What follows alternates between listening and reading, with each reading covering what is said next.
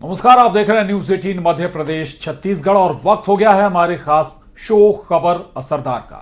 खबर असरदार में बहुत स्वागत है। आज सबसे पहले बात करेंगे महाराष्ट्र की, जहां बगावत वाला मौसम दिख रहा है और वहीं मौसम जो कुछ दिन पहले तक बंगाल में था, महाराष्ट्र में शिवसेना यूबीटी के बागी सांसदों पर भी बड़ा एक्शन हुआ है।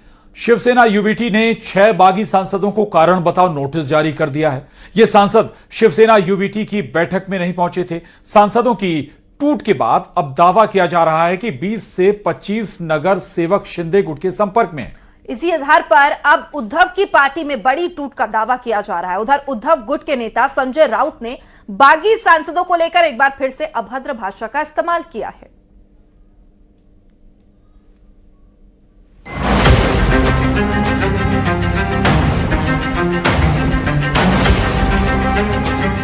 मौसम मानसून का है, लेकिन बयार बगावत की चल रही है। हिंदुस्तान की सियासी फिजाओं में गजब का सस्पेंस है। कई राजनीतिक दलों के मुखिया का चैन और सुकून सब गायब हो गया है। पहले बंगाल में भागम भाग मची और अब महाराष्ट्र में ऑपरेशन टाइगर। महाराष्ट्र में शिवसेना यूबीटी के बागी सांसदों पर बड़ा एक्शन हुआ। शिवसेना यूबीटी ने 6 बागी सांसदों को कारण बताओ नोटिस जारी किया है। ये सांसद शिवसेना उद्धव ठाकरे गुट की बैठक में नहीं पहुंचे थे। उधर बताया जा रहा है कि महाराष्ट्र सरकार ने 6 बागी सांसदों की सुरक्षा बढ़ाने के निर्देश दिए हैं। दावा किया जा रहा है कि 20 से 25 नगर सेवक शिंदे गुट के संपर्क में हैं। बीएमसी और यूबीटी के 65 नगर सेवक हैं। उद्धव की पार्टी में बड़ी टूट का दावा किया जा रहा है। उबाटा पार्टी ने जो व्हिप जारी किया है उसका कोई महत्व नहीं है, क्योंकि ये व्हिप सिर्फ हाउस के अंदर का कामकाज के लिए है और वोटिंग में व्हिप दी जा सकती है। जो पर्सनल मीटिंग किसी के घर पे हो रहा है उसके लिए कोई व्हिप जारी नहीं कर सकता। महाराष्ट्र का सियासी पारा हाई है। शिवसेना यूबीटी के 6 सांसद बागी हो चुके हैं और अब शिंदे गुट की पिच पर आगे की पारी खेलने की तैयारी कर रहे हैं। हालांकि अभी आधिकारिक ऐलान नहीं हुआ है। उद्धव गुट में बगावत की खबर इसलिए पक्की हो जाती है क्योंकि आज भी पार्टी की बैठक से 6 सांसदों ने दूरी बनाई। उद्धव की शिवसेना साफ कह रही है कि बैठक में जो आए वो अपने, जो नहीं आए वो गद्दार। अब जब गद्दारी का सर्टिफिकेट दे दिया है तो समझ लीजिए शिवसेना यूबीटी के साथ खेला हो गया।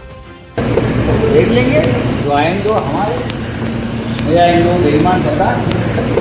देख लेंगे जो आएंगे जो हमारे, मेरा इन लोग बेईमान करता। देख लेंगे जो आएंगे जो हमारे, मेरा इन लोग बेईमान करता।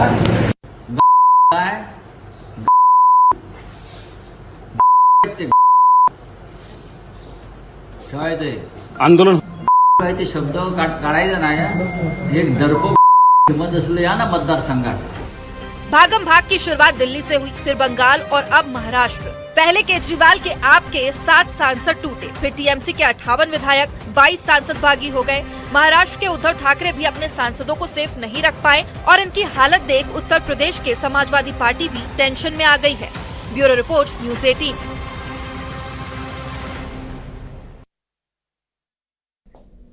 समाजवादी पार्टी में टूट की अटकलों को लेकर एसपी के नेताओं और मंत्री ओपी राजभर में बार पलटवार जारी है। सनातन पांडे और एसपी नेताओं का दावा है कि ओपी राजभर समाजवादी पार्टी में विलय करना चाहते हैं। मंत्री ओपी राजभर ने पलटवार किया है कि सनातन पांडे को खुद पर भरोसा नहीं। इससे पहले डिप्टी सीएम केशव मौर्य ने करीब 25 एसपी सांसदों के पाला बदलने की बात कही थी। वहीं अखिलेश ने भी पलटवार किया था। रिपोर्ट देखिए।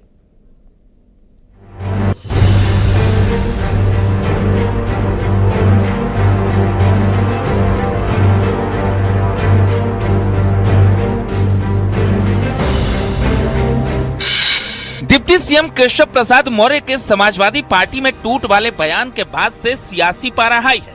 मंत्री ओपी राजभर लगातार दावा कर रहे हैं कि खनन घोटाले में नाम आने के बाद से अखिलेश गिरफ्तारी से बचने की कोशिश में लगे हैं। एसपी महासचिव राम गोपाल यादव ने अमित शाह को चिट्ठी दी है, जिसमें उन सांसदों के नाम हैं जो पाला बदलने को तैयार हैं। लोकसभा सत्र के दौरान या उससे पहले कई एसपी सांसद पाला बदल सकते हैं। राजभर बोलता है तो बहुत दम होता है, दम नहीं होता तो पूरा प्रदेश हाँफ रहा है। आप भी मुख्यालय से भाग के यहाँ तक आए हैं, दम है तब ना। आपको मिलेगा। लोकसभा का सत्र चलने जा रहा है, उसी दौरान हो जाए या उसके पहले ही हो जाए, देख लीजिए। मंत्री ओपी राजभर को लेकर एसपी सांसद सनातन पांडे ने भी पलटवार किया है। उनका कहना है कि खुद एसपी अपना विलय एसपी में करने के लिए तैयार है।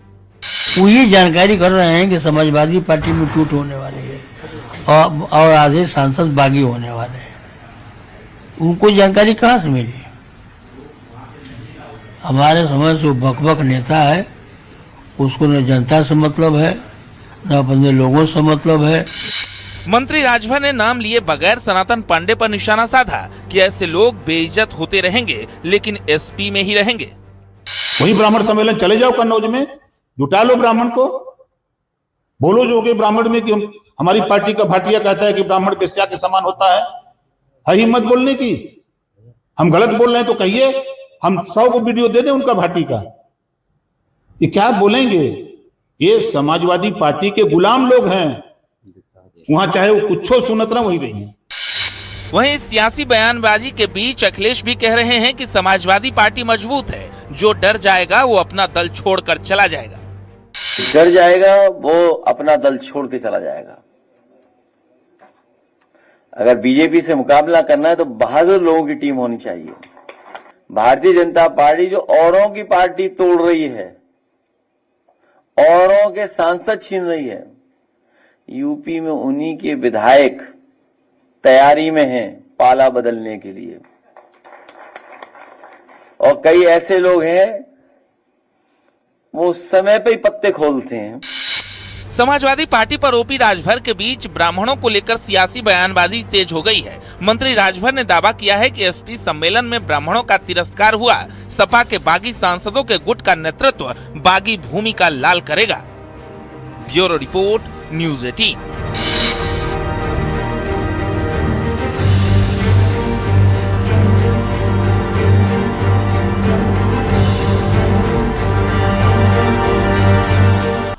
और चलिए अब बात करते हैं झारखंड की, जहां राज्यसभा चुनाव के लिए आज वोटिंग हुई और परिणाम आने के बाद एनडीए दल में जश्न का माहौल दिखा। दरअसल झारखंड में हुए राज्यसभा चुनाव में कांग्रेस को बड़ा झटका लगा है। कांग्रेस के उम्मीदवार प्रणव झा चुनाव हार गए हैं और एनडीए समर्थित परिमल नथवानी ने शानदार जीत दर्ज की है। तो राज्यसभा चुनाव में कांग्रेस प्रत्याशी को हार मिली है। एनडीए समर्थित प्रत्याशी परिमल नाथवानी को मिले कुल 28 वोट और कांग्रेस उम्मीदवार को सिर्फ 19 वोट ही मिले। और इसलिए इसके अलावा राज्यसभा चुनाव में 3 वोट अमान्य भी घोषित किए गए।